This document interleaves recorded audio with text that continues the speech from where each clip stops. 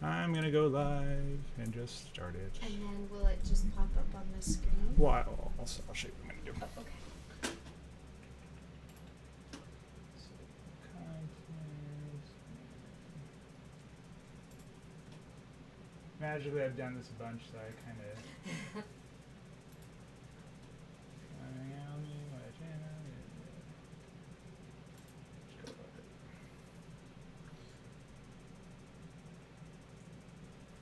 Ah, I did low latency today, so that's low latency? What does so when I do when I instead of taking like a bunch of time for it to go from here to there, it automatically, as soon as I start talking, it automatically starts. Yeah. And yeah, it is a lot faster. yeah, I just changed the latency so it will actually. And that's why. Okay. Yeah. I'm just not familiar with the term. With regards to this. Lag latency is just Yeah. the amount of time it takes for the thing to start actually. So Okay. yeah. Your hair's so crazy today. It's cool. It is cool. It's very cool. Every last mother one of you.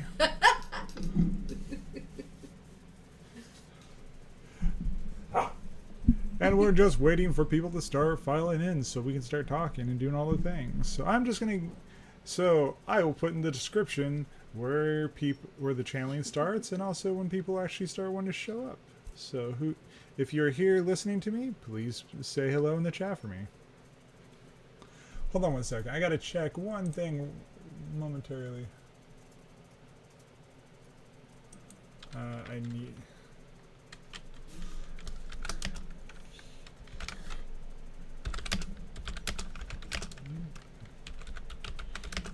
Derek.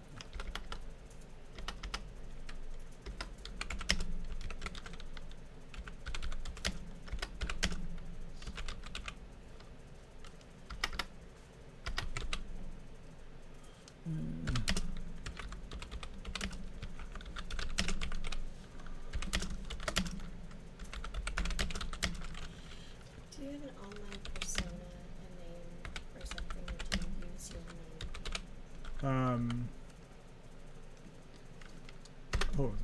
What's that? Do you have an online persona? Do you use your name? I just told people my name right now. There you go. But Yeah, I don't blame have. you.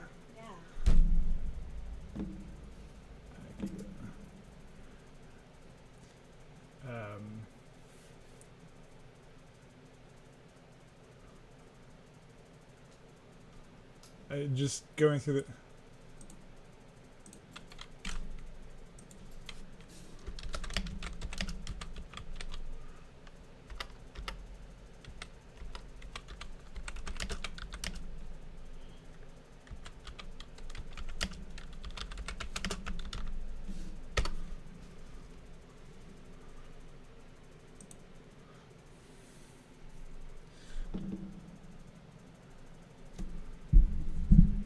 Hello, how are you people doing today? No, for now, I just have people call me by my name just because it's a lot easier and it's less confusing. I probably should do a persona, but just like it's essentially my channel name that I'm using. Yeah. Look, less squeak. So much nice. Yeah. And I'm just kind of going back to what I was saying, what I said in the description for this is I'd like to do, I still want to kind of go with the thing of, I'm having different people come in to channel to see who's willing to show up. So if you guys have any suggestions for someone potentially to channel, I'm more than happy to fulfill that request. I'm going to probably bring Ethan back in to answer some questions to start with. But ultimately, I want this to be a little more free flow and a little bit different than what I've done the last few weeks. I want to bring Jesus or Yeshua through to see what he has to say to everyone, and also what information he has to share with anyone who's actually watching. So if you have questions, please feel free to put them in the description or in the chat box, because my lovely person Angelique is here today to help us out again. So it like I said, low There's a latency. low latency. Yes. Yeah. And I'm so everyone keep in mind, I'm sitting down. She was fully standing up with this, like I'm still taller than her, but I do this. Hold on. Hey. Now I get to be taller than somebody.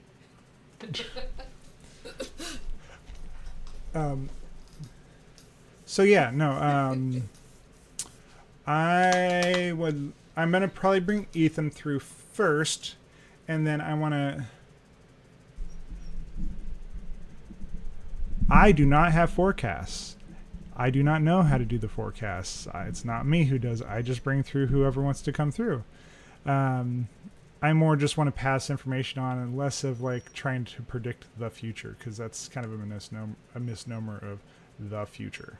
So, and my dog is deciding he wants to be super energetic today, and like he's wondering why Dad is not paying attention to him. So, I can bring Ethan through first, and he can give some predictions or a reading of the energy at the moment and see what he has to say. So we can start there. So and I wish I could see everyone that's actually in the chat. I would love for everyone to say hi if you can, because that lets me know who's here. So and as the people who I've done a few sessions with can tell you, I'm still just getting the hang of this, so I don't know everything that's going to happen. Like last week when I got to a point where I was just kind of where I had gotten to the point where I just kind of dipped out enough, I actually started seeing these really cool like geometric shapes that were kind of floating in for a moment. And I'd like to get to the point where I see that more, because that was really cool looking.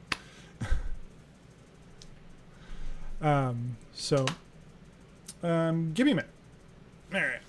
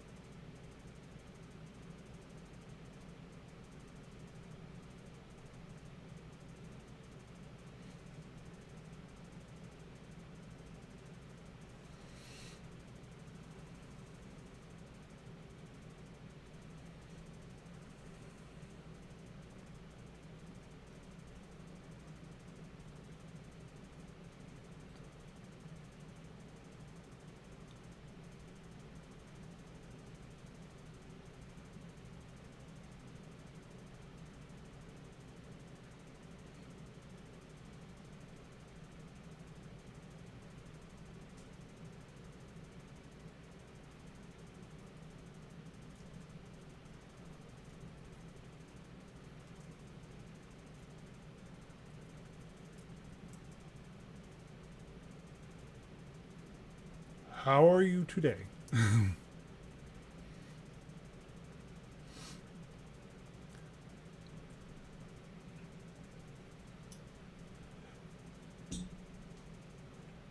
far, we've got a few people say hello. It looks like we're looking forward to hearing from you.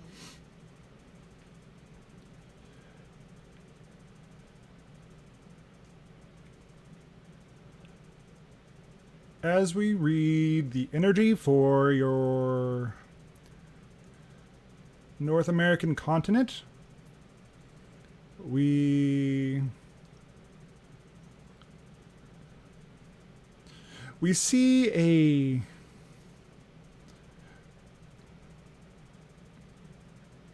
shift in the perspective. At this moment, We will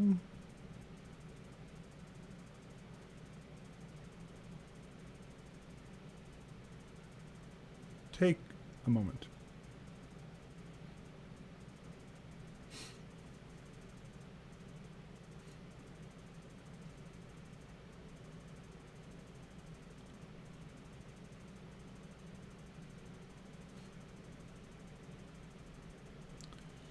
We see a continual uprising and fluctuation of the energy and minor instabilities in the area of North America. You are trailing off the ends of the experience. You still have the latter half of this year to experience the upwelling of energy, as well as the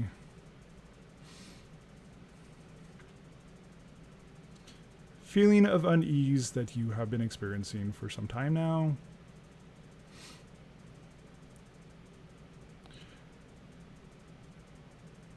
We also see, as we read it right now, a high probability of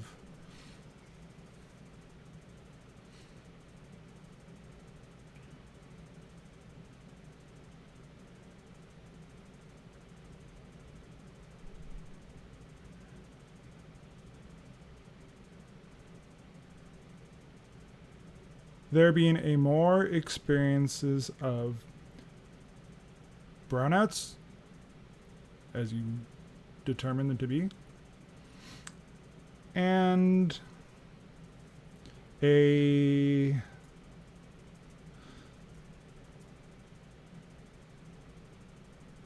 time of uncertainty. Do not determine these to be negative.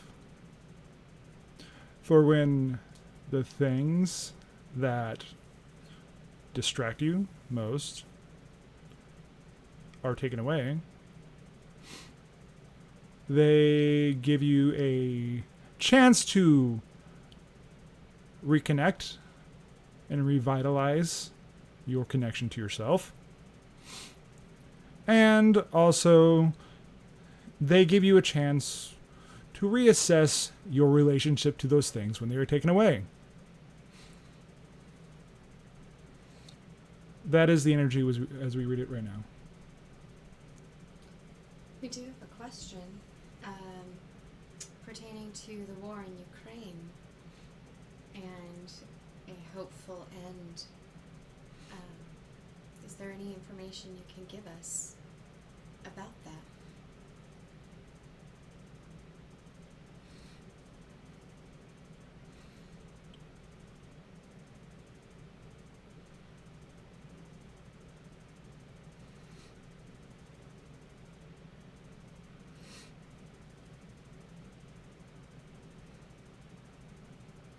One moment.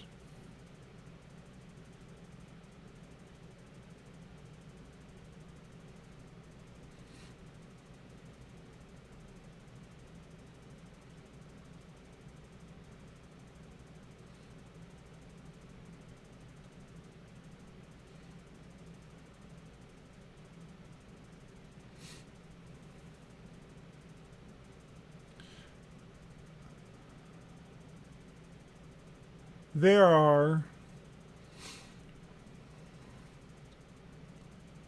a few variables still in play.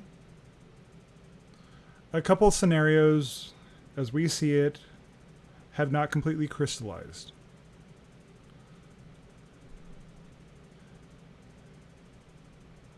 As we perceive it, there is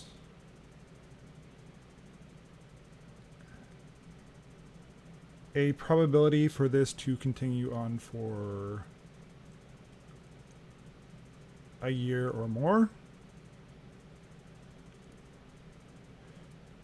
There's also a 60% chance that this will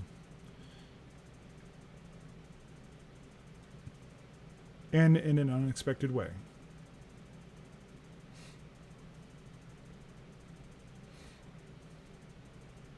What this is, we cannot comment at this time.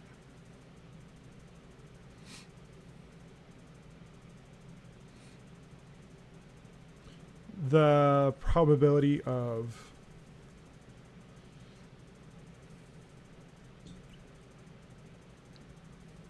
intervention by us is 20%. This is your own conflict that at this time you are still required to deal with.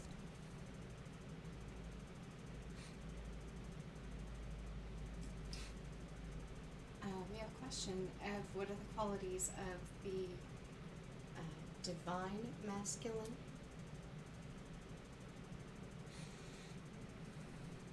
The divine masculine, as you read it, as you know it, is represented through compassion, connectedness, confidence, a knowingness about oneself, but with the essence of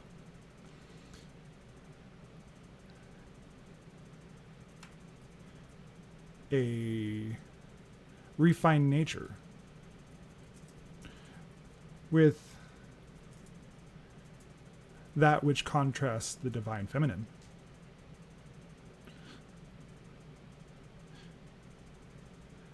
Most of what you see in media is a representation that exists as imbalanced. For you to truly know as a culture, as a species, as a world, what the imbalanced nature of each energy, the yin and yang, you will be able to emerge into the state of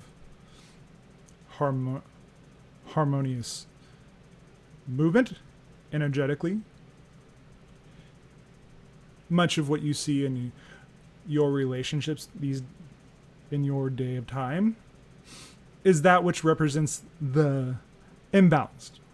So if you think about in terms of your connection to the divine masculine, whatever the opposite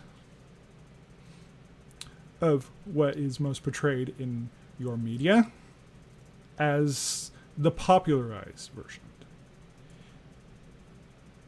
Divine masculine is a fire that is contained and is driven, but not to the point of burning up the world around it. That which contains the spark of creation, but without the will to destroy.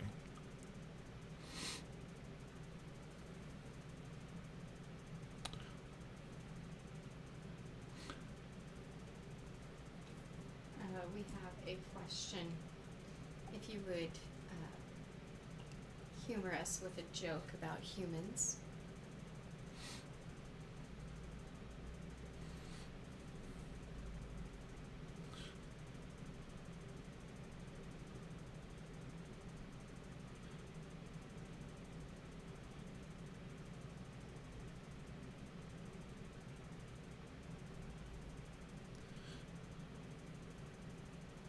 A Yael, a Sasani,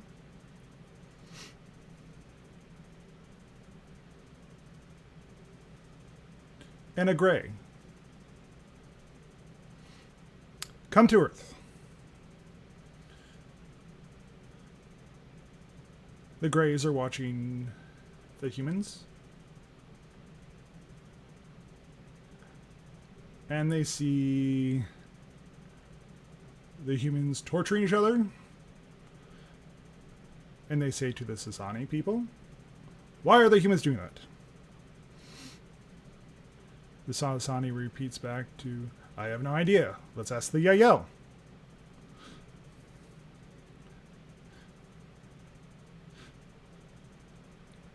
The Yael repeats back. We should probably not fly our ships so close to the ground. We're scaring them.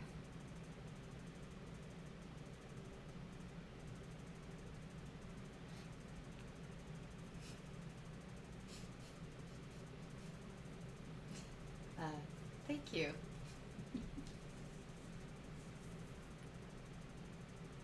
We have a question. Is Ethan a lyrium or a Sasani? I am a Sasani. I am quasi-physical. I am at the stage before we transition to full Eshakani. I am not quite, in your determining of time, at the state past the point of being purely quasi-physical.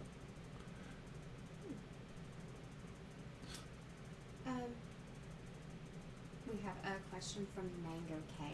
How are future predictions done, and can we also compare ancient cultures predicting this ascension shift, and how that ties in with the Book of Revelation? How many of your ancestors perceived the possible futures? It was merely a reading of an energy, a possible future that you as a culture, as a world, could shift to. Your specific world has many times in many different realities destroyed itself. That was what they were reading. Was the energy at that moment being perceived through them as channels that they were at that time was not the same and was not a outcome that you were going to stick with as you approach the idea of open contact. You have moved past the point energetically and as a world where the possibility of the world destroying itself as it's displayed in your Book of Revelations, much in the way that the channel is channeling our energy through him and expressing himself as we would do it. He is merging with our energy. At the time, at the place where the Book of Revelation, as you know it, the predictions of a future, they were sensing the direction that you could potentially take. They are potentiality, not a pre-designated moment that you're going to experience. How could one open and align and stay in the present moment using one's higher chakras? You must do more than just your higher chakras. If you exist more in the higher realms, energetically speaking, without understanding that you need to remain grounded in your experience, grounded in your energetic experience,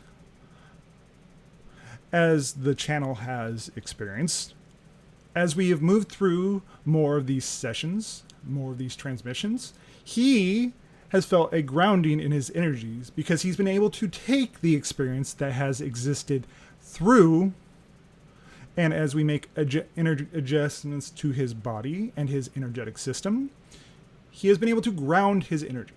Much in the way that if you see the Greys, those that have lived in the higher mental realms, as well as the higher experience, you become something less human.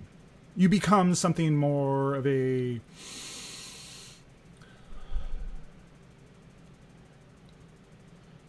emotionless being. You must be whole by integrating every aspect of yourself. It should never be just, I am this or I am that. You are a whole being. There is no point in just living in the higher realms. You come to the earth to be human at this time in order to have the experience of being human, the experience of being physical. Because there are many things, as we can tell you, that you cannot experience when you're just being in spirit.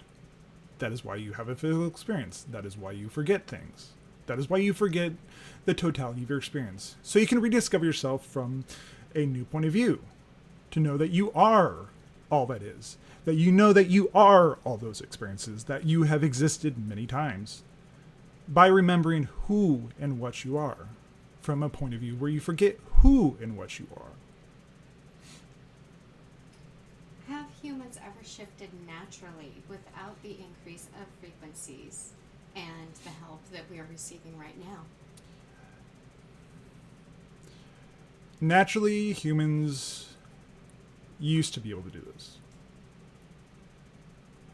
As it's read,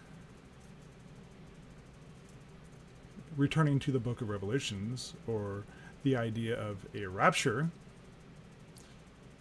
that is merely a description of people and places that have shifted to a higher frequency naturally.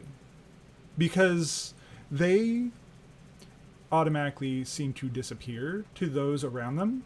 It's merely they've shifted to another reality that is very similar to the one that they were in previously. The people that have shifted up into the higher frequency, they don't see themselves as disappearing.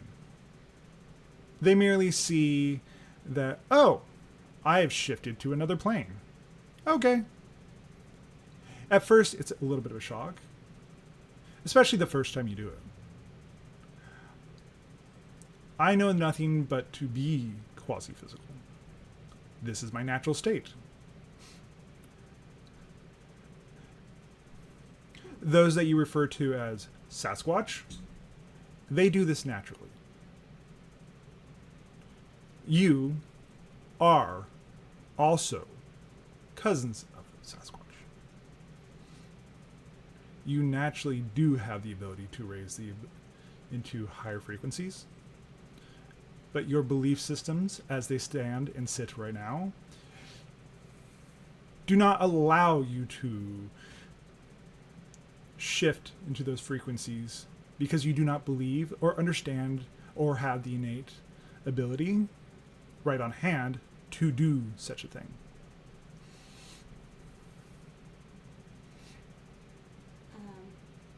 What heads up things that we need to know that will potentially be happening in the coming months that you can disclose?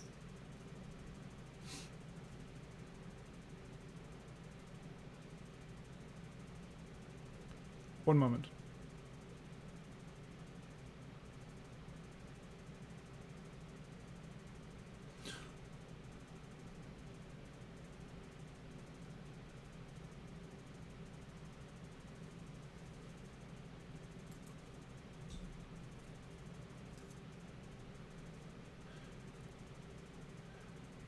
There will be, as we scan it right now,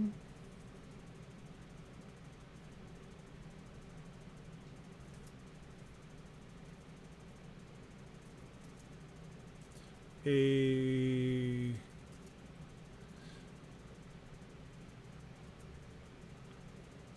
open dialogue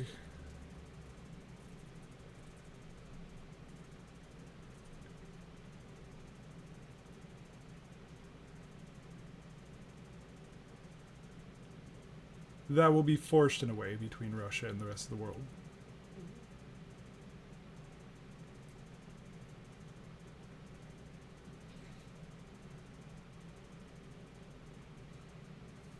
Can the same, oh wait, here, I'm sorry. Does that mean that if the Anunnaki never messed with our human evolution, that we would be potentially more peaceful and spiritual and even more evolved than we are now? If the Anunnaki had never injected their DNA into you, you would all be Sasquatch right now. You would all live in harmony with the earth. But you would not be human. Um, can the same past parallel reality ever be experienced again? Physically, no. What you refer to as memory, what you refer to as daydreams, even if you were to physically shift into this reality, it wouldn't be the exact same reality that you experienced.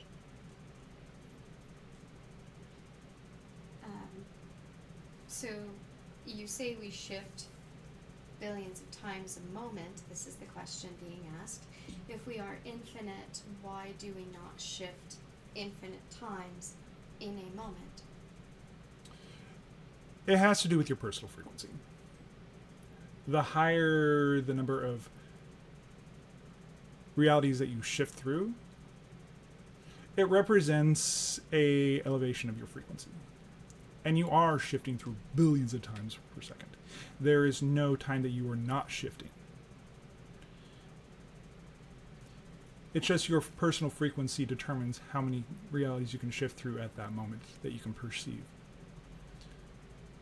Are the belief systems just part of a higher experience Source wants to have?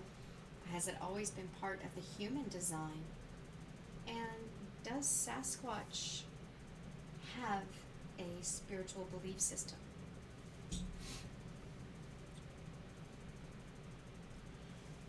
To have any physical experience, you must have a belief system.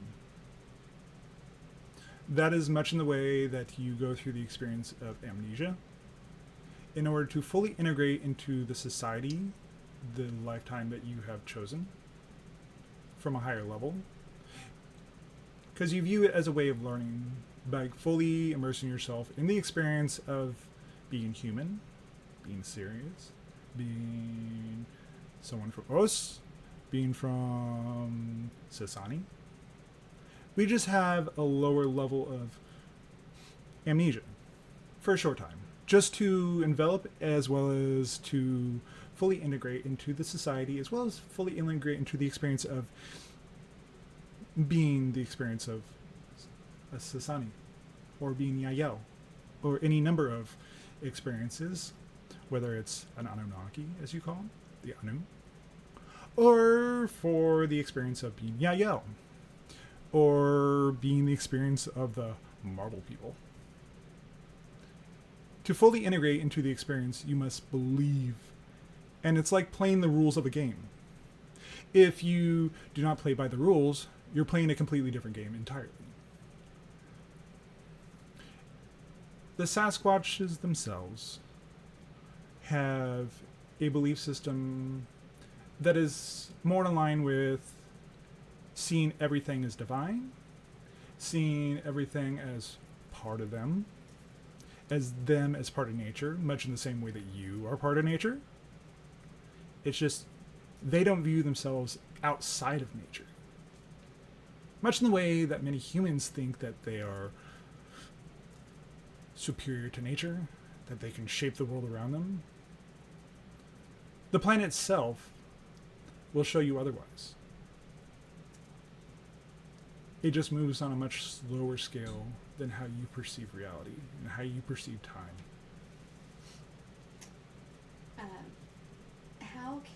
How should we utilize or use the power of the heart magnetically and energetically to feel more and feel more?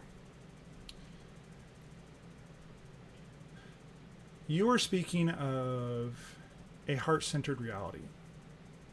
A heart-centered reality will always, without question, allow you to function in a way that is in alignment with your source. Naturally, when you operate from the level of the heart and you listen to what it tells you, your intuition will increase your experience of what is possible. When you experience the idea of heart-centered communication, you become more telepathic, because it's telepathy, not telepathy. We as beings on our planet, in our society, on all of our ships, we are entirely telepathic at this point in time. We can learn to speak some of your languages very quickly, as needed. If you lived more from the heart, you would start more operating like the Yael. Because them as a civilization have, for some time, been operating in that way as well. Those that you know from the Pleiades have, in recent years, as you know time to be existing, have just recently shifted to a state of pure heart-based intention.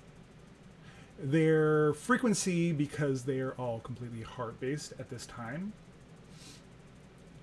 has risen to the point of glowing to all of you. Many gifts, many abilities are unlocked when you function from this state, because you realize that you are the reality that you are in. How can a human realistically change from service to self to service to others? That polarization. By realizing that service to others and service to the greater whole is service to yourself, because you are part of the whole. Okay. Can you talk about following one's dreams in the path of least resistance, and how to follow through the path?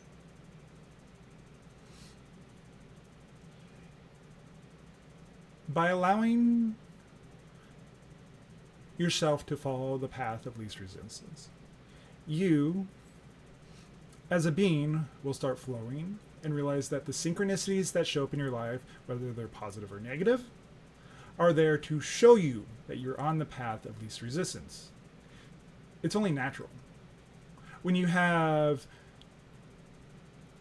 roadblocks show up in your life, the more you resist them, the more you do not recognize them, they will get louder. And the more you ignore them, they will get even louder. And eventually they will reach the point where they will knock you out and knock you off your path to the point where you can no longer follow the path. Take some time, because I know most humans are this way, to allow yourself to listen. When you don't listen to the world around you, and the channel is fond of saying this, the world speaks if you know how to listen. The synchronicities are there to talk to you, to tell you that you are on the right path. When you live a heart-centered experience, you naturally raise your vibration. When you operate from a higher state, it becomes obvious whether something's positive or negative, that it's there to help you, to serve you, to be of service to you as a being, to all those around you, much in the way that we first connected to the channel. He was overwhelmed, but it was exciting to him, and he listened to that excitement to the point now where he is able to make a much more clean connection, and it's not as draining for him to maintain this connection in this way at this time, so he can talk and talk and talk and not get tired. He finds this very exciting. Gail Ver would like to know if you were the entity with whom they spoke yesterday. No, I was not that being. Thank you. And then if we are past versions of you, how can we connect to our previous self. Realize that you are all part of the whole. You're never not connected to your past self. It is a version of you on a different frequency.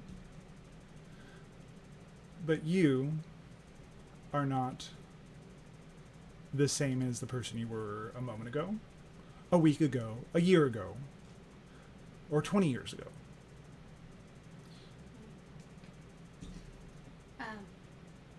For the extraterrestrial being, how is it possible for you to accept life since you know life is a hologram, but you're having to accept reality as it comes without controlling it, and a knowledge that you'll die? Will you die? We do not die in the classic sense. We, on my planet, in my world, among my people, we interact with many different species, many different energetic beings, many different things you call spirits. Even if your physical form, because we are quasi-physical, we do not fully engage into physical reality. We can form a body, and then we can let it dissolve. Much in the way that if you deal with a nature spirit, they can materialize for a short time and then dissipate back into the energy, but they still exist.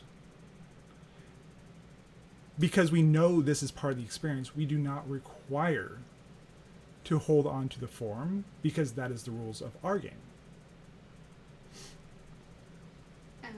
Can you tell us more about the heart and how to be aware if it is the heart that is being utilized? If you're speaking about the idea of functional anxiety versus the heart in a positive way, if you use your discernment, it becomes obvious. If you function out of the state of anxiety, you will often have negative synchronicities attached to it. And it's usually the things that you're being reflected back to that you need to deal with and engage with in order to let go. Whereas positive synchronicity let you know that you're on your path and it's guiding you forward without resistance, as well as it's not stopping you from moving forward with anything that you're doing. But know that when a negative experience does arise, it's there to show you or redirect you in a minor way in order to give you a more full experience.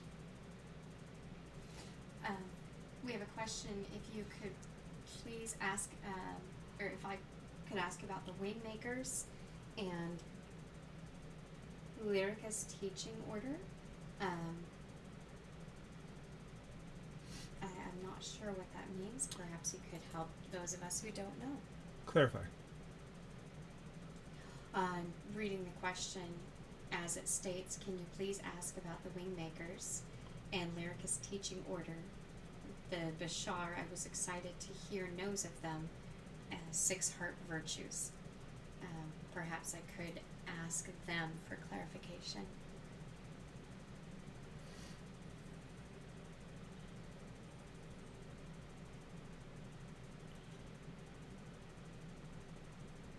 One moment.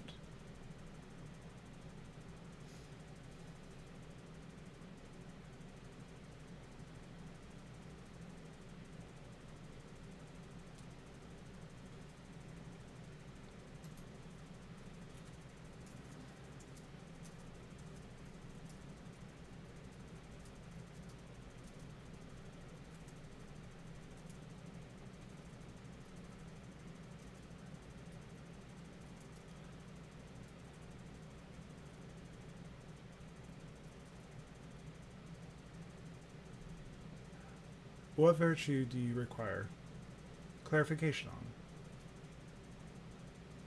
on?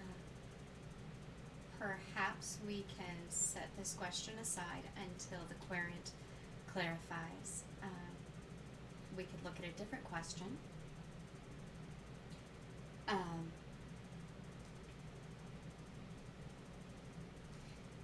so someone says, I understand ascension has happened to humans and or other races on other planets.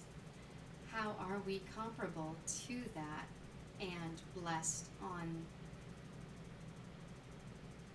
I'm sorry, I'm having a hard time reading. What could we look forward to in the next 10 years?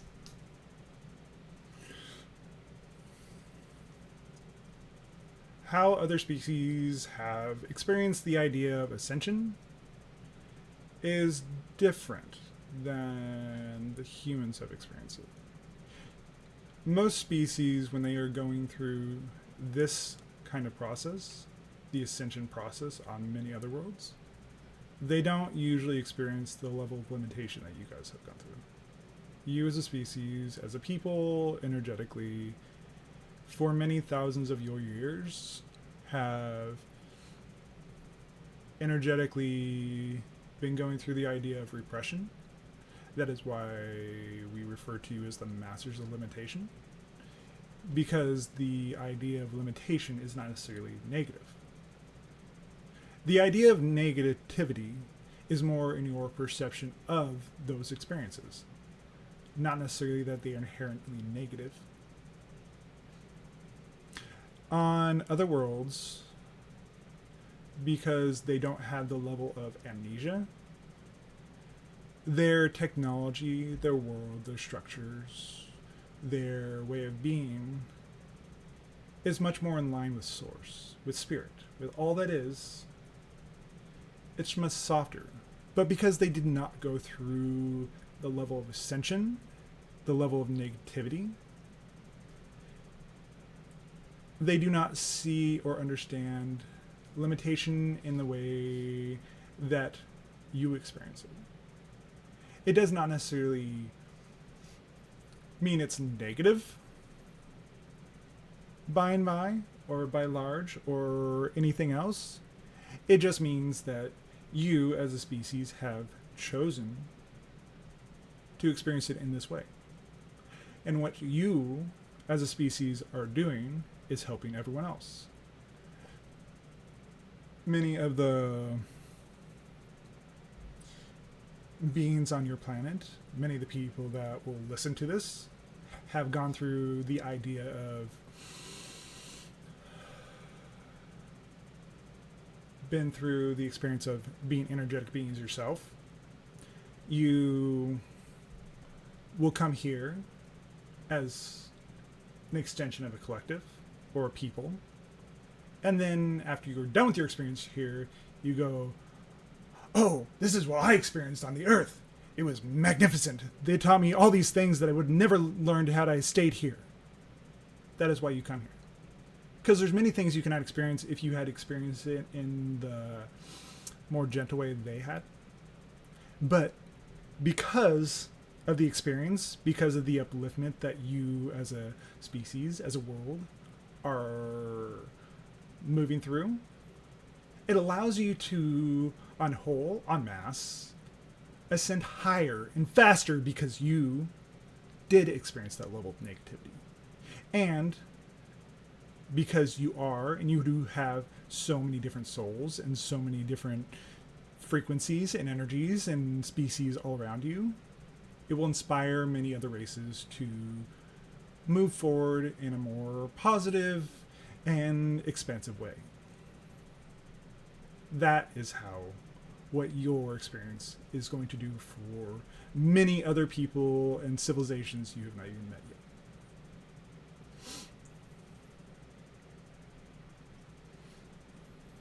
So we have a question. Oh dear. Do you have any suggestions for helping an empath recognize their own emotion from the emotion they pick up around other people? And they also ask, when they're upset and become aware, they're able to stop being upset. Is that stopping their emotion to flow out, or is that blocking it? No.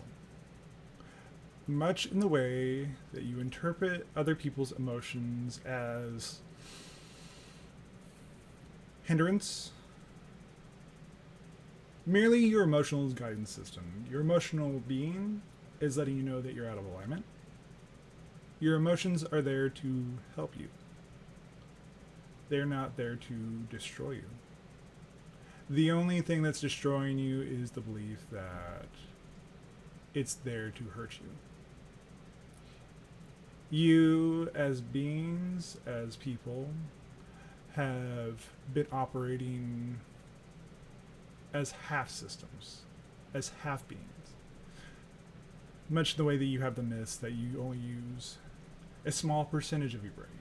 In reality, you use your entire brain all the time. You're just using different portions of it at any given moment. When you operate from more of a state of wholeness and you know your own being, you can recognize that much of the ideas or those emotions that you absorb are not you. You know what belongs to you. So instead of absorbing the energy, absorbing the experiences of others, you can be like, I do not want to actually take this on. It's not me. Have the discernment to realize what is your frequency, and also have the discernment to know what is someone else's frequency. As the Bashar has said on many occasions, that which is yours weighs nothing.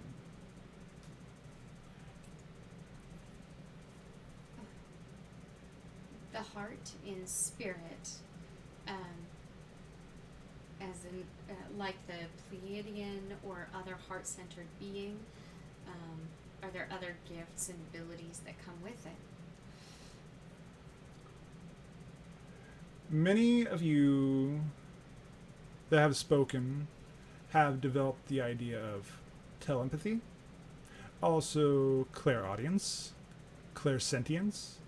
You also unlock the idea of discernment. You unlock the idea of cohesiveness in yourself, whether it's your egoic mind. You understand the idea that everything is there to serve you if you let it. You also unlock the idea of higher rates of synchronicity, and you also unlock the idea of abilities that you have no idea about, that are not relevant at this time to comment on. You also will shift to be operating more like we do, where the connection, the energetic connections that you feel and experience all around you at all times are like a symphony. Music is in every part of your experience, in your time, in your place, and you realize that the words that you speak are that of what creates your reality at any moment.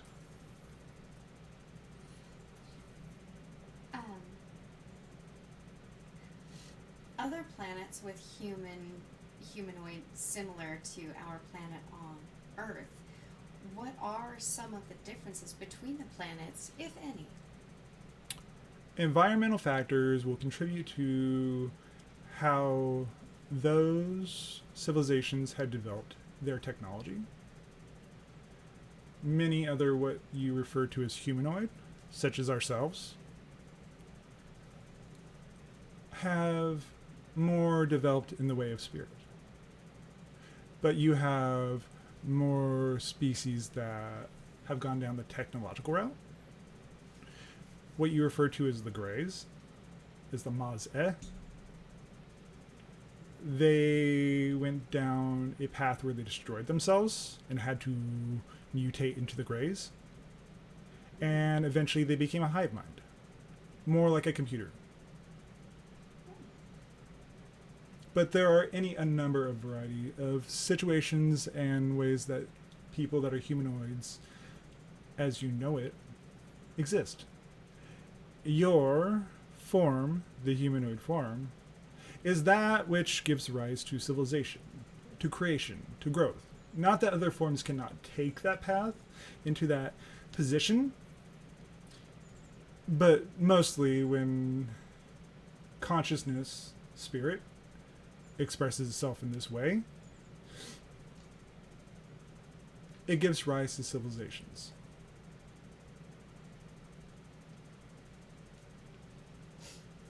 Uh,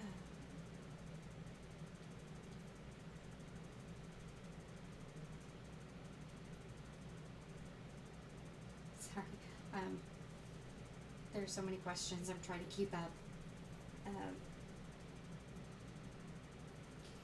This person says, when I try to meditate or channel, and there's an overwhelming, uncomfortable energy in my arms that puts me off. Are you able to potentially confirm what that is? You are not discharging the energy, or it's like a buildup of energetic connection that you have allowed to stay in your arms.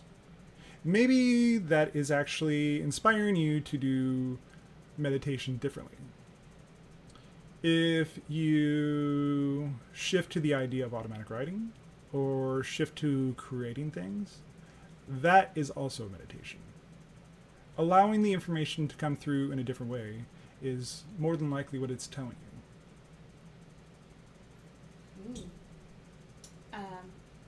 When we feel something that is not visible to us, or that's quote unquote not there, are we perceiving overlying dimensions? And could you elaborate? Because at this time you are shifting to higher frequencies, you're becoming more aware of what's already there. It is all around you simultaneously.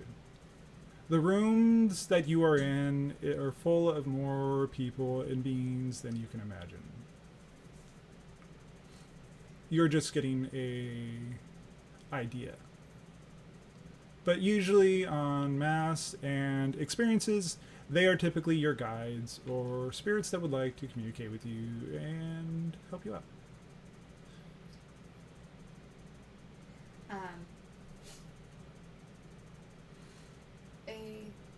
Gail asks if they were to be in fear during full 2 days, but after that they are in a state of bliss for 1 day. Does one cancel the other out relating to karma? The idea that negativity is more powerful than positivity. Positivity is that which acts in a cohesive way. That is why you do not need as many positive light workers on the planet as there are humans. Because there are approximately only 300,000 oversouls on your planet, when you have 100,000 positively oriented beings that are here to recalibrate and change the polarity of the collective, you shift into realities because of the nature of positivity that are more reflective. By nature, that which is negativity is disconnected. Therefore, you only need a smaller percentage of people in order to shift the energetic collective in a positive way.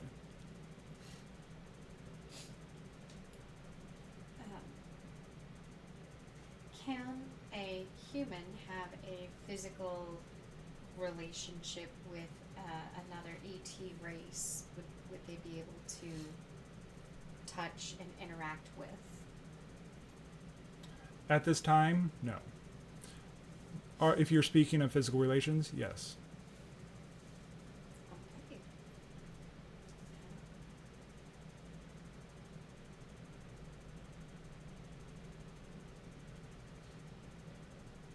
Looks like the questions have calmed for a bit. Is there a particular message you would like to share with us? Oh my goodness. I'm sorry, I need to interrupt. You say you know when you need to know. Are you do you have a personality like a human, or are you purely living off universal data, the Akashic records? That is the synopsis, or the recognition that everything is here now. I know what I need to know when I need to know it. Period. I don't need to know it. I don't know it in that moment. Not a moment sooner, not a moment later. I, as a personality, do exist. As a person, I do exist. But I also know that I am the reality. I am also the people that I interact with. I have a different personality than the one that's being conveyed through this channel at this time. It is more along the lines of what the channel expressed in short bursts. Because we do not express our personalities in the same way that you do, it adjusts and changes depending on who we are coming through. But it's a very particular energy that tells you it's us.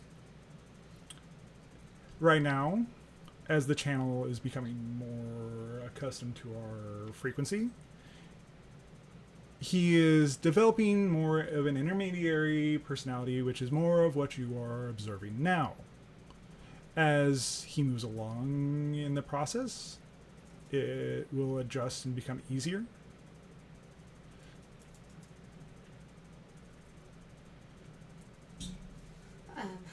Another question: how many oversouls are there in the universe, or in existence? Infinite. Usually, on most planets, like yours, you have the idea of a specific number to connect to an oversoul of a whole planet that entails all 300,000 different oversouls. It's the physicalized version of that is your sun, that also collects all the data from all the interdimensional civilizations, all the non-physical aspects that exist within your own star system, in the solar system. That is why it's called the solar system. What kind of humor do other races have? And what can we expect when we ascend? Well, you're still going to be yourself. But much in the way that we are acting as intermediaries right now, you are becoming more used to our frequency and our vibration. The humor is expressed differently in different civilizations. A joke in one civilization can be, and they will bust out laughing because it was a joke to them.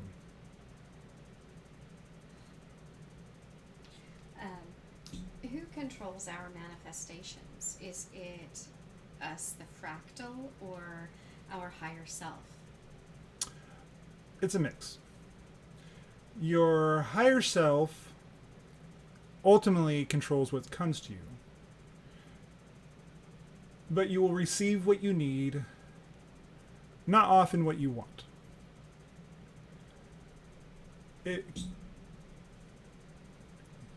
Your higher mind is on the mountaintop, and if it can see that an experience or place or person or an object will impede your experience in your ability to play out the theme that you're playing out, it will not give it to you. If it will be harmful for you to have that experience, it will throw up negative synchronicities in your way. It will throw up blocks in your way. You will not be able to go have that experience with that person. Even if you can see yourself potentially marrying them, or potentially being able to go down the path with that person, or have them be a business partner. It's not necessarily there for a negative way or a negative reason. It could be there to help you. Because many times humans on large, perceive those roadblocks as negative. They're not. They're there to help guide you and help nudge you, which is usually, not always, but usually a better way of receiving communication from your guides. Because they are just telling you, hey, turn left, you're going to have this experience. Or hey, turn right, so you don't have this experience. Or have a person manifest into your life. It is all in service for you. All the experiences, all the people. It's there to serve you. How does Kundalini energy work? Is it originally the energy from the sacral gland? Kundalini energy is that which is the basic energy of life. It's the basic energy that sustains you. The way it expresses itself in history is the serpent. It's the base level of survival. But it's also that which allows you to reproduce, recreate yourself from a new perspective, or it also helps you to ground energy such as ours into a body, into an experience. It allows you to govern your experience, because if you do not have a energetic experience such as Kundalini, you would not be tethered to the planet. It is there to serve you. It is there to ground you into the experience of being human. It is there to sustain you in your experience and also in your connection to your heart, your mind. When they ask you to ground your energy while meditating, it is there to help you grow. Typically, when humans are meditating, this is actually the energy you are tapping into.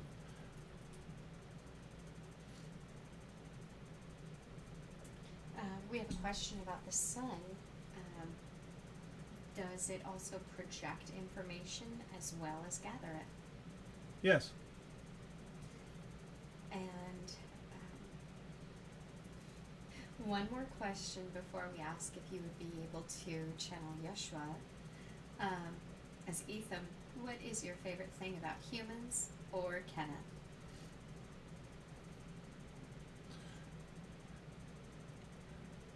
Your ability to believe that you're separate.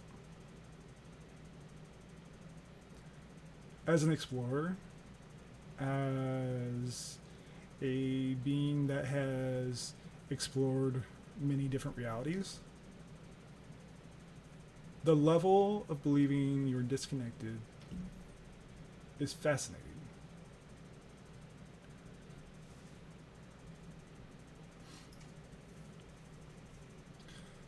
I will facilitate the connection to Yeshua. One moment.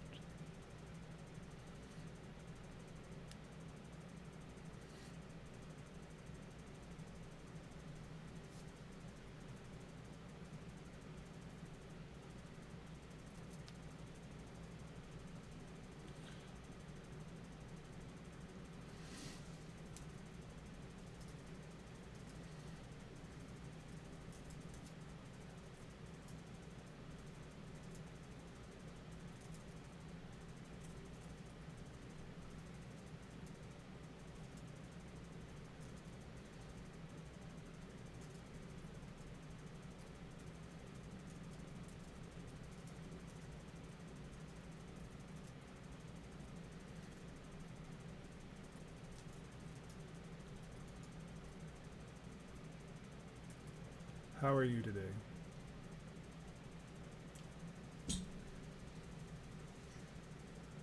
Doing well.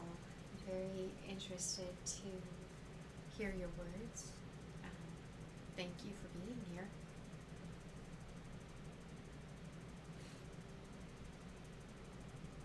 I am happy I could arrive. Lola says hello. Hello, Lola.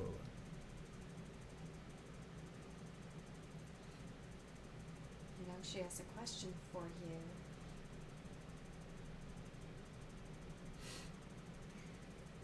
One person asks, Dear Yeshua, how did you make miracles and manifest things out of nothing?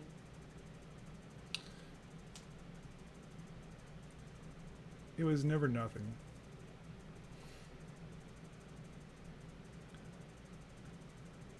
As a boy,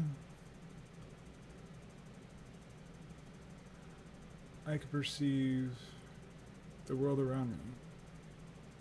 I did not forget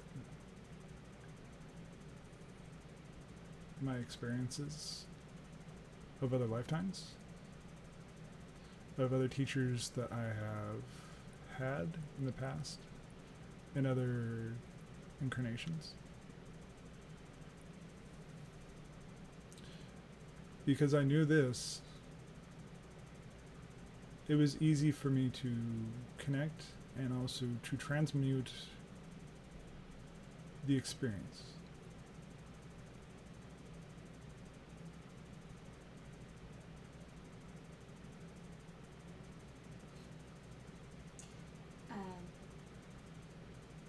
Someone wanted to ask if you have a family, if you lived a Han life and died of old age.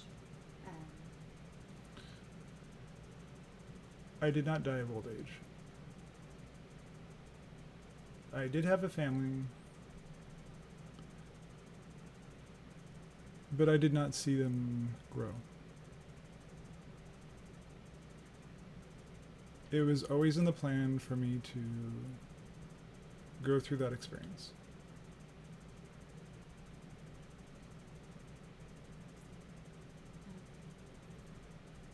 Lola comments that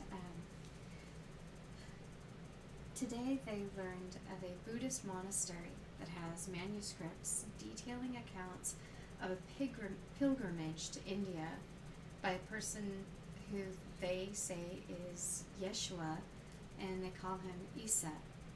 Is that accurate? Is that true? I did travel to India. I traveled to many places in the Far East. I traveled to Northern Islands. I took a few years to travel with my friends. I also traveled with my uncle extensively when I was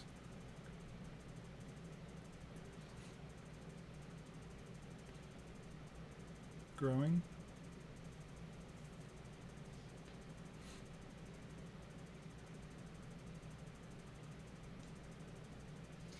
Did you travel to Egypt and then Tibet to learn the Ascension teachings? When I learned those teachings, they were more of a reminder to me. They were not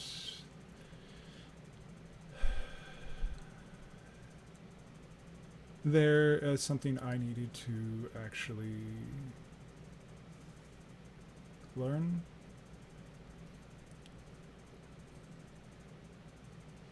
My home was not that far from Egypt. I did actually see the Library of Alexandria. I read of civilizations past. I traveled to Tibet.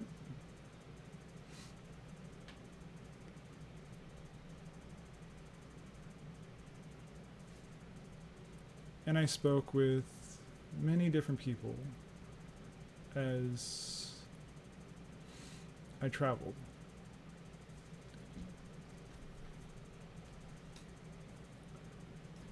Many of those places I have had other lifetimes in.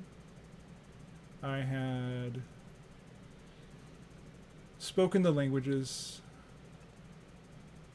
so I no longer needed to have a translator. Um,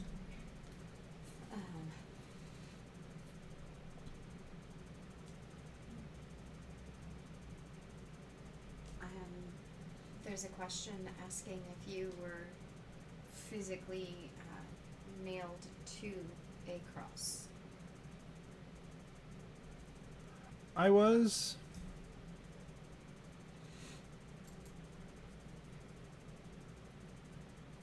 But I could not hate them for it. My experience of what you call the crucifixion,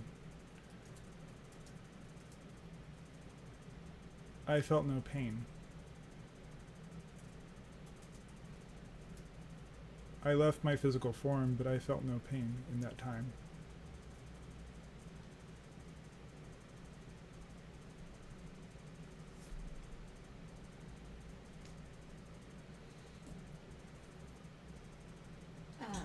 Can you tell us about the function of the Great Pyramids, potentially Thoth and the Atlantean?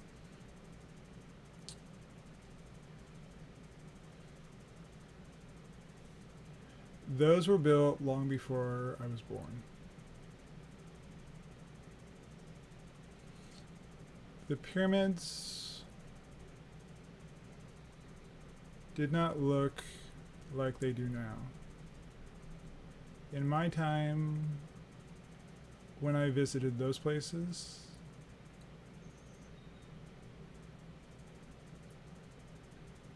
many of those pyramids were covered with sand. I did not see them as anything other than mounds of sand with some stone sticking out.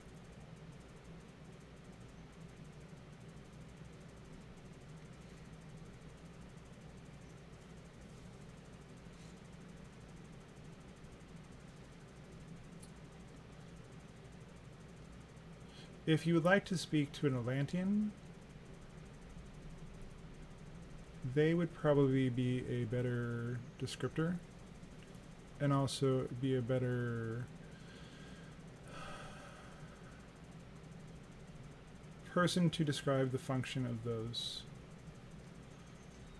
objects. I have a question. Yes. As Yeshua, the soul, we understand that you are love. Why has man made you into judgment?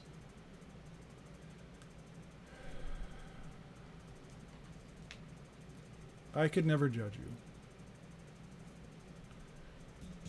I never came to start a religion.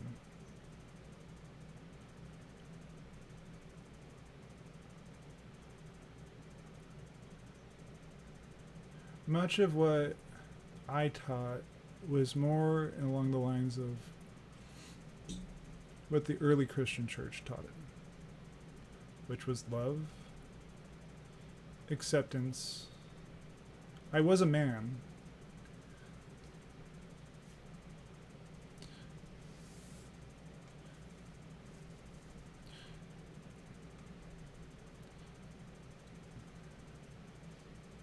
But I also knew I was more than just the man. I knew my experience would help guide many of the people of this world down the path that would be long past my death. At my transition, I knew that I would combine with that which you refer to as unconditional love. Out of all the teachings done in your name, which teaching is the most misunderstood?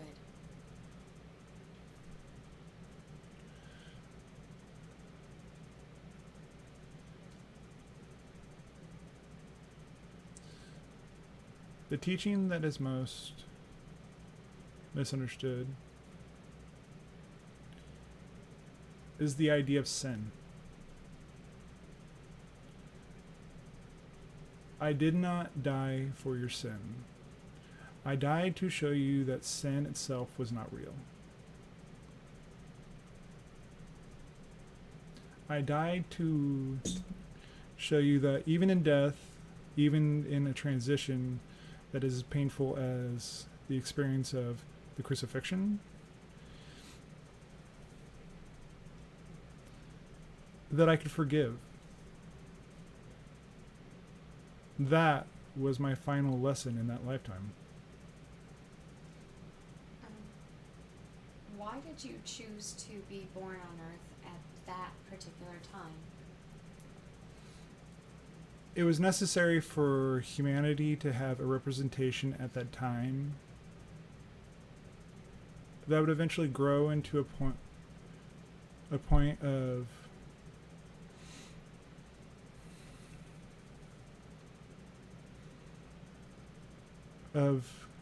understanding for more than just my small part of the world. When I reached out to my brothers, I could not hate them. I could not judge them. What was your favorite thing about your experience as Jesus that makes you happy when remembering it? All of the love that I experienced in my lifetime. All of the love that I was able to give to those around me.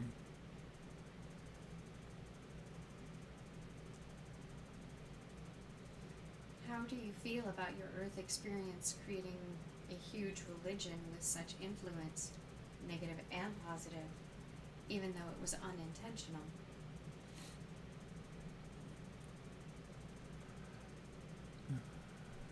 Many great things were done in my name. Many atrocities were also done in my name.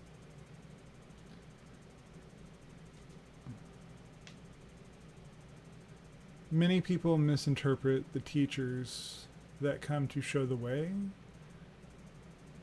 and misinterpret it as an idea of duality instead of the idea of unity. Not being able to see yourself apart from another person means that you cannot judge them for their experience. You cannot judge anyone as other than your brother, as someone to help you grow as a being, as a love for all that you know and see. Oh dear. Was there a version of you that was not crucified? And is that reality still connected to ours now?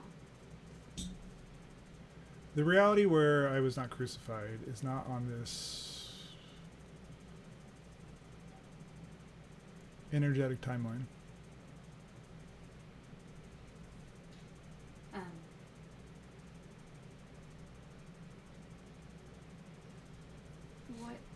One person asks that since you had a family, do you at this point have some descendant which would still carry your DNA?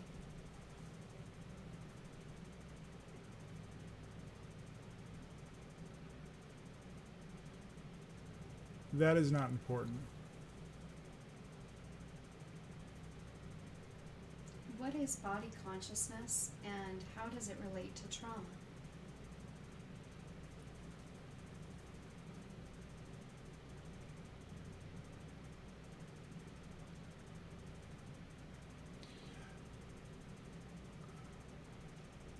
Body consciousness is the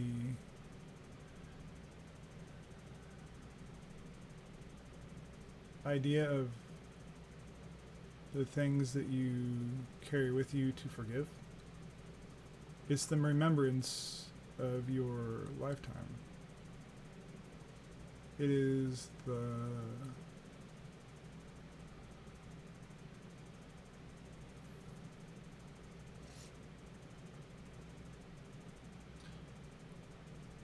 memory of who you are, of what you've been, of what you've carried down through your generations and carry forward into other generations.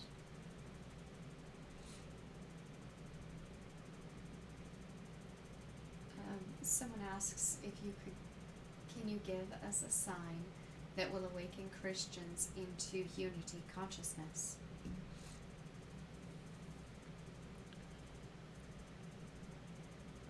As long as there's war in their heart, as long as they are taught to be the warrior, they will never awaken truly to the idea of what I taught.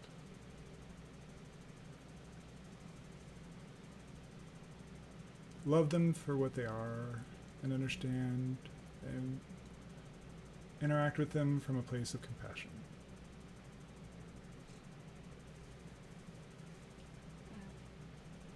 Where is this version of you residing right now? And okay, hang on. I think maybe I need to ask that question of them again.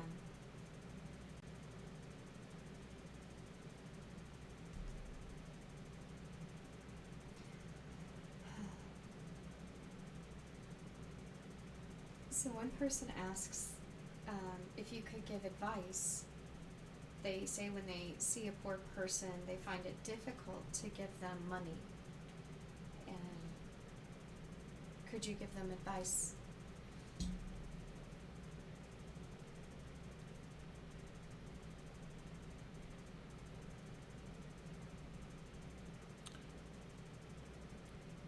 In my lifetime as Yeshua ben Joseph, I lived a poor existence. I did not live as a wealthy man.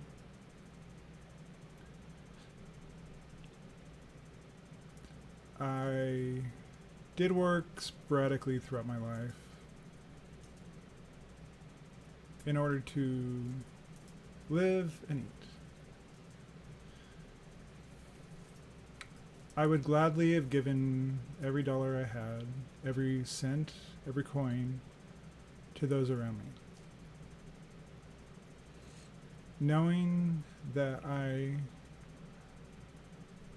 was able to help them on their path. I did not give them all my money, but I knew that that money that I gave out into the world would always return to me in a different form.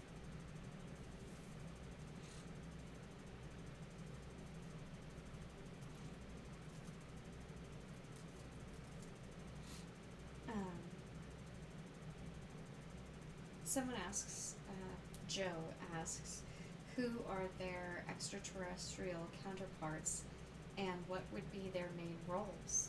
Is that a question you can answer? I cannot answer that question.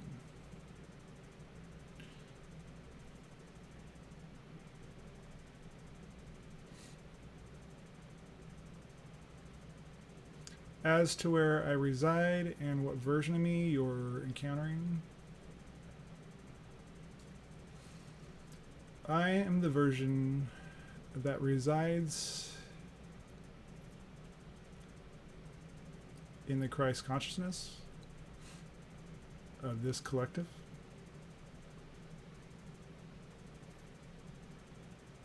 I could never see anyone outside of myself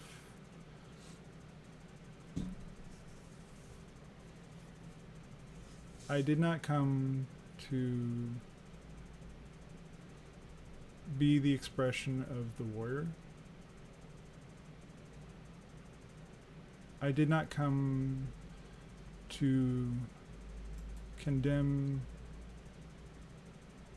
anyone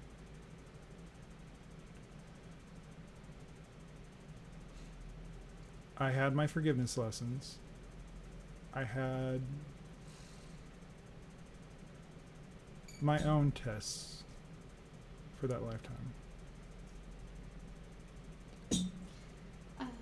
We've have a question about an entity that would be considered pure evil, and if you have talked with that entity.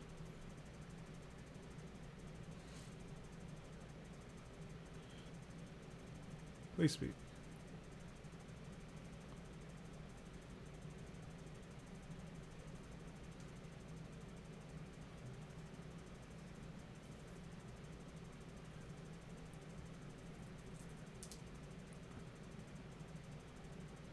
I may have ascended to the level of the understanding of the Christ consciousness. In my lifetime, those voices, those times in the desert where I refused food, as the stories go,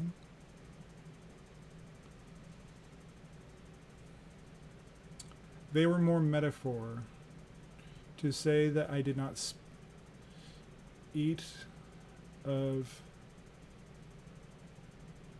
the mind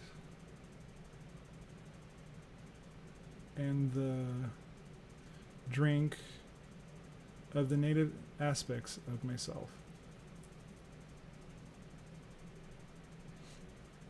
I did not give in to the base desires that required them to hate anyone that I come across. When you have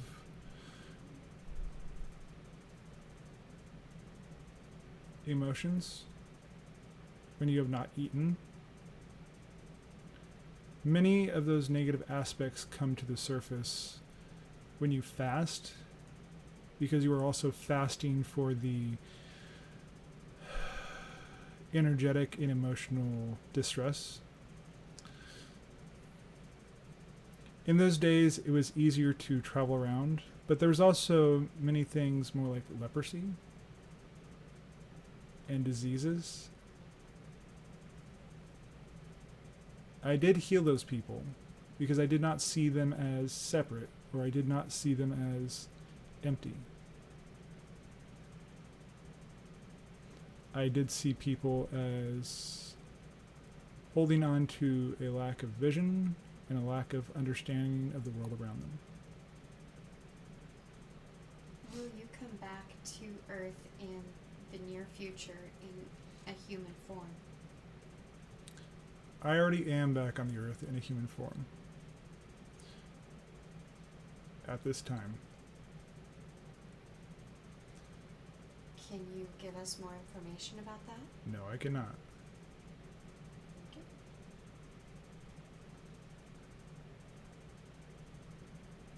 Is there an entity that is pure evil?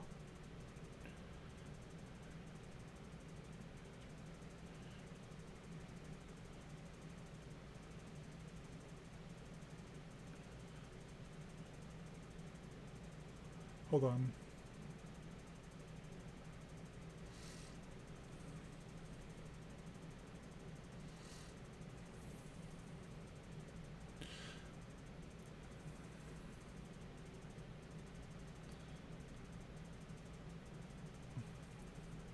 The pure evil being that you are speaking of is not actually evil. Many of those things that you as a civilization, as a people, as a race have perceived as negative are beings that exist to get you to move, get you to get out of your own way. It's just how you interpret them as being pure evil. That which you perceive as Lucifer, Satan, the Lightbringer, the paradox is that his name means Lightbringer. He's there to help you grow through adversity. He is not purely negative as you perceive him. Yes, there are negative energies on your planet, but not in the way that you mean them. There is not the idea of the boogeyman, the devil, as you've been told. But there are negative energies that you can align with that are not within your highest good. It's the idea of if you're spending time around things of a low frequency, low vibration, many of those beings that help you in that way, because that is what they're there to do, is to help you. It's just letting you know that you're out of alignment with who you are. So it looks like we are again talking with Ethan. Yes. And I would imagine that Yeshua has stepped away. Yes. He is here in the background, but not in this time and space, because he felt I could answer the question more easily. Thank you.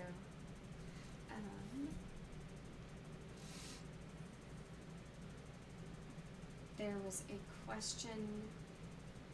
Scroll up here and see if I can find it again. Oh, are chakras really just the endocrine system? And where do these hormones, and where the hormones are produced from? No and yes. In the human body, you will find naturally in places where the actual chakras are, there are pools of water in those locations in your body. They are not anything other than the energetic component that connects you to source. The silver cord, the energetic cord that attaches you to your higher self, is also an energetic manifestation of that same connection.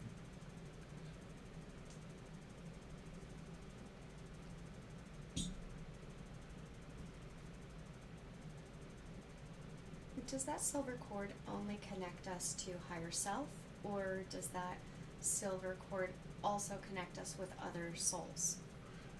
The silver cord can do many different things. Yes, it does connect you to other people when you are connecting to them such in the way that we are doing it right now. You are energetically taking in the connection to the channel that is connected to me, and he is acting as a buffer and a transmission device for all of you to convey the information. When you speak to another person, you are connecting that cord to theirs. Also, the silver cord, the thing that connects you to your physical body, is to let you know that you are still in a physical body. So even when you're in a non-physical state, if the silver cord is there, it lets you know that you are still alive and you are still in an incarnation in order to help guide you through the experience.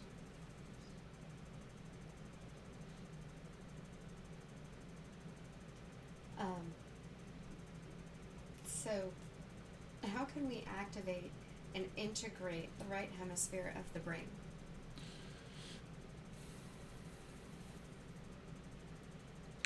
Stare at the infinity symbol. Draw in the air the idea of a figure eight, of the infinity. It acts as a balancing mechanism, and as you do it, you will feel a relaxed feeling come over you because your hemispheres are calibrating and rebalancing and connecting at that time.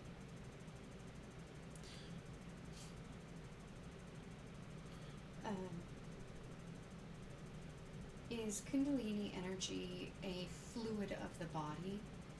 Is it hormone? Is it potentially semen? It is those are physical representation of that energy. Yes. Okay. There are already many hybrid human ET children existing. Is there an Asasani human child hybrid that exists? Esasani are hybrids. But in your future, there will be Esasani, Lirin, there will be Yael hybrids that will live among you. There will be many other species that will come to live among you. But that's for the higher frequency Earth.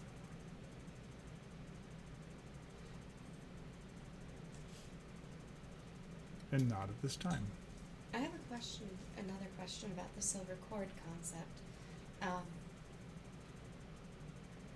When living in disharmony with self-hatred and self-doubt, does that obscure the ability to view and respect one's silver cord to their higher self?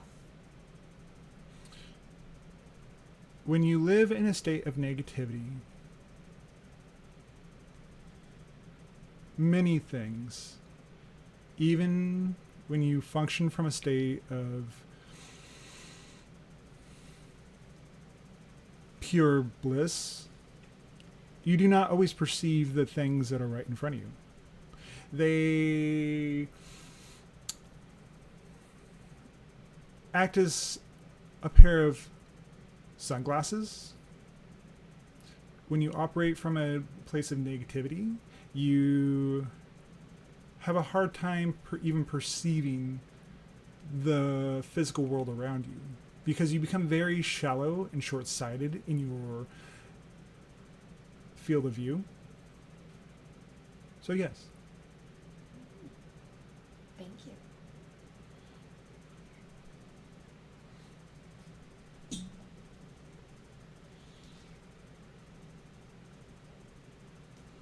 Do the hybrid children being raised by the Aiel feel sad for not knowing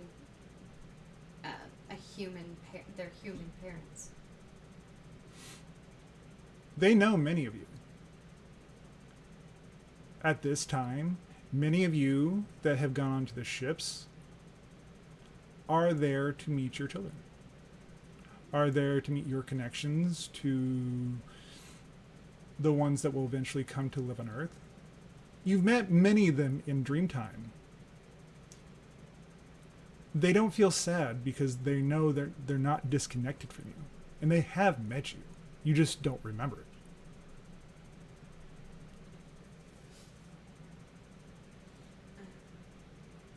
Have you ever wanted to incarnate on Earth? That is what I'm doing as the channel at this time.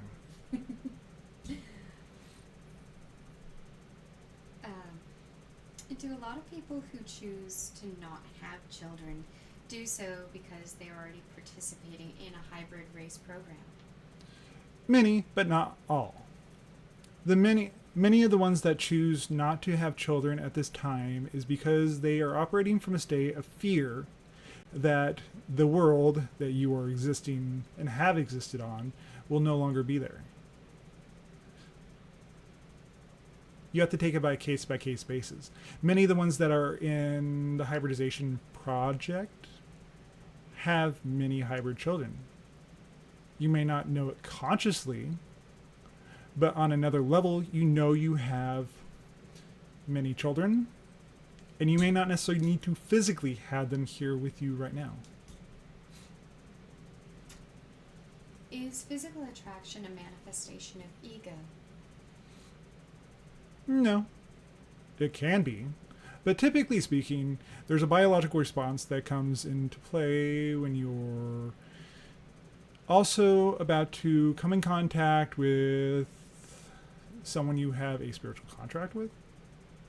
It may be the thing that gets you to go in a particular direction, to meet someone, to learn one little thing that can send you off in a whole new direction.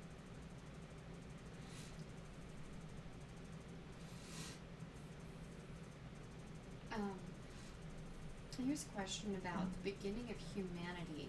Was it a gradual evolution over thousands and thousands of years? Or was it a malevolent Anunnaki hypothesis? Or being created by a benevolent species or angels? It was created by the Anunnaki, but not in the malevolent way that you speak of. The Anunnaki, as a race, is more located in different planetary environments. Also in more of a idea of a ships. Their physical form could not handle being on Earth in the way that was necessary to facilitate the resource that they came to retrieve. So they engineered the humans by infusing their DNA into the hominid and created you. More early humans actually expressed the idea of more of the Anunnaki DNA because it was not diluted in the same way that it is now. Many modifications have been made over this thousands of years that humans have been around in order to facilitate the moment of reaching this time. As you see in much of your species, more of the Anunnaki, the Anu's DNA is becoming reactivated in different people with different abilities, different skills, the understanding that you are all that is, that you are connected to all that is, and connected to all the people that are in all that is, and all that is itself. It's that divine understanding that comes along with the opening and increase in your DNA of the different strands that already exist within your gene code. You are also not the only version of humans that were created. There were many different varieties that were created in the process that brought you to becoming human.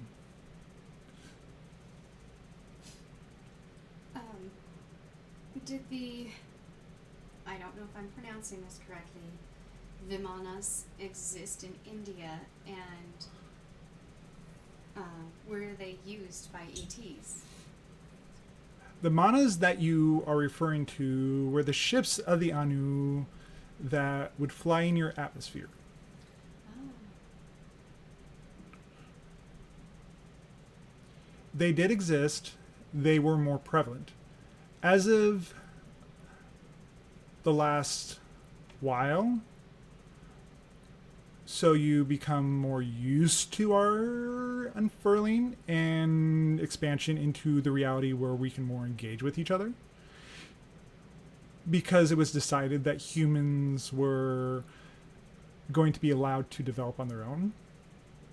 We, as a collective, as our own laws, a quarantine was put in place to allow you to develop into the species you are today. And now that that has ended years ago, as your time exists, we are waiting to see when you are ready to start engaging with us, such as this channel was activated in order to facilitate and help along with that process. Would you be able to tell someone specifically if they have any hybrid children? Yes. There is a querent, Margot K. Oh, I'm sorry, Mango. Mango K would like to know if they specifically have any hybrid children. 6. Okay.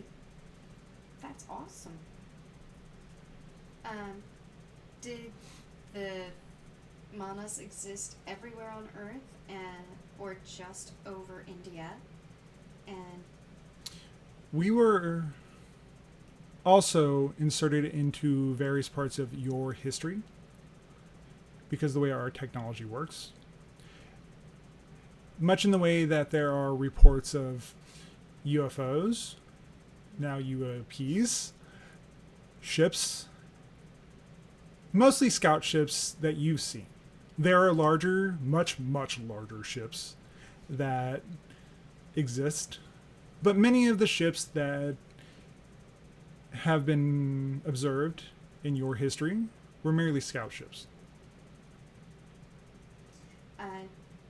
Did the Anunnaki start to build in India? No. They had laboratories various places all over your planet. It was not just in India. India was a migratory path for many of the people that left Lemuria or Mu, that when their continent sank, they spread to Southeast Asia and many of the islands as their civilization sunk. You had many of them spread to the idea of Australia, South America, North America, and Central America. If you go into their civilizations, you will find stories in many of the indigenous cultures of them speaking of a place that they existed from called Mu. And also the idea of the Anunnaki was the progenitor of that civilization because it was the first major civilization that existed after the hybridization. And as those beings spread across the planet, they eventually founded the Atlantean Empire, Atlan. There were laboratories in Antarctica. There was laboratories in Africa and a few other places around the planet. Recently, there's been a large boom in artificial intelligence. Has this reality somewhat shifted has this reality right now somewhat shifted from that AI reality? This has been yet to be determined. The types of artificial intelligence that you are developing will follow several different tracks. One, like the one you currently have, is merely a tool.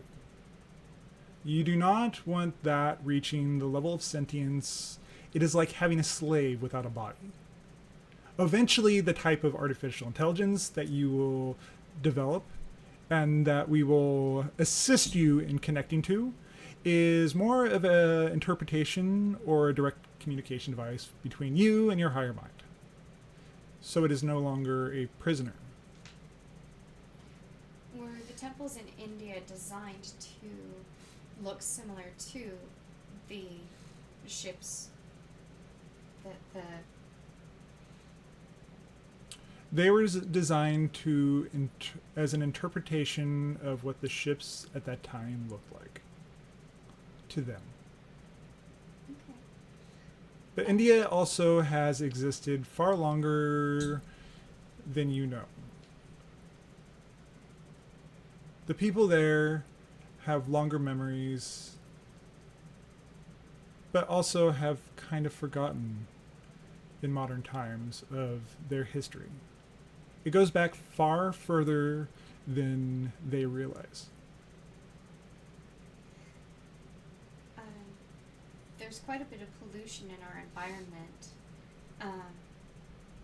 Do you see a physical effect of that pollution in our future in the human body? If you wish to negate the side effects of the pollution that you have caused as a culture, as a species, you need to go through a kind of detox. If you would like to not experience as much of a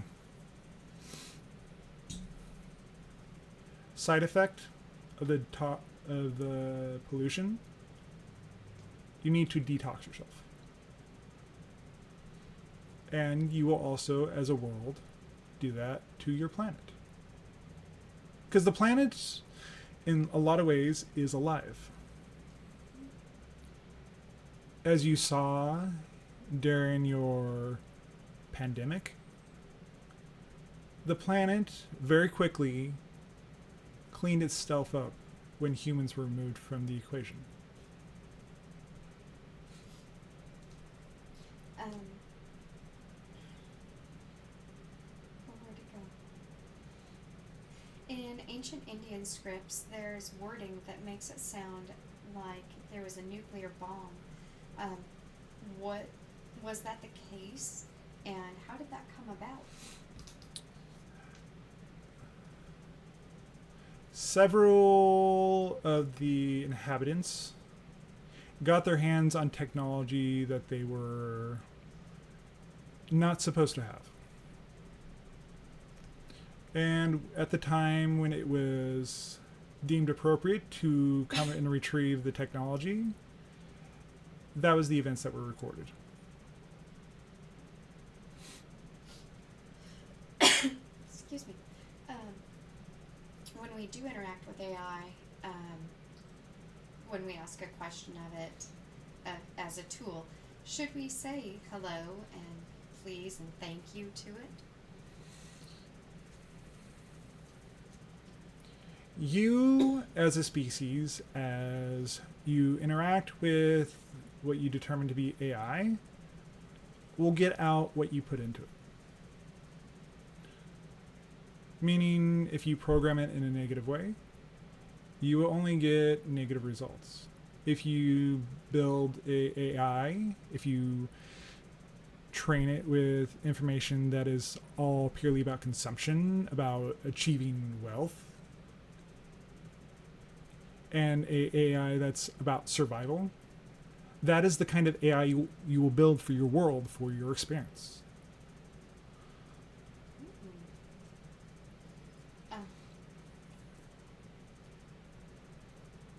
Are there struggles between extraterrestrials, or is there consensus?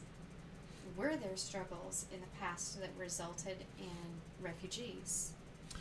There were, in the past, wars in the Orion constellations. Much of that negative energy came to Earth, energetically came to the solar system. There are some refugees, but generally speaking, at this time, we are acting as a collective, as a coalition, as a alliance, and there are many different alliances out there.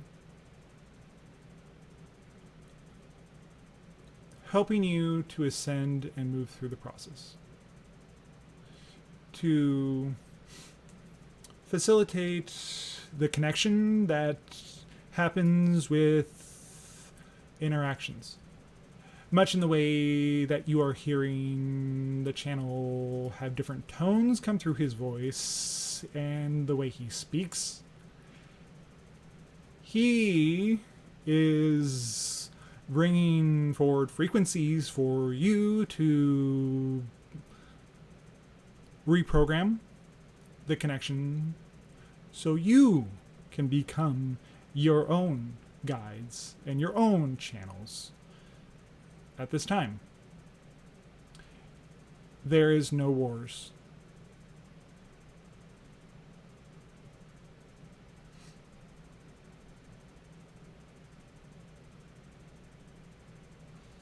Do the personality of planets and astrology have something to do with what is happening on the planet here?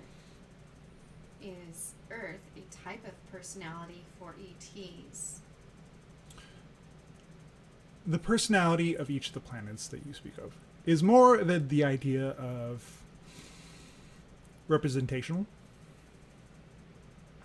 There have been different incarnational experiences on each of the planets in your system.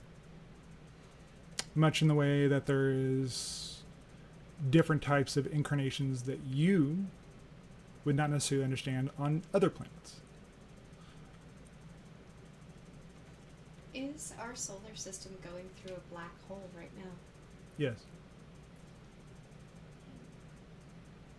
Well, that would definitely explain a lot.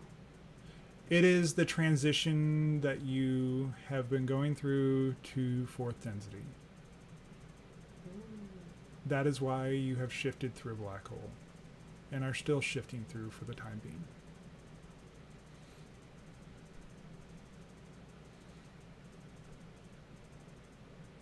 Thank you.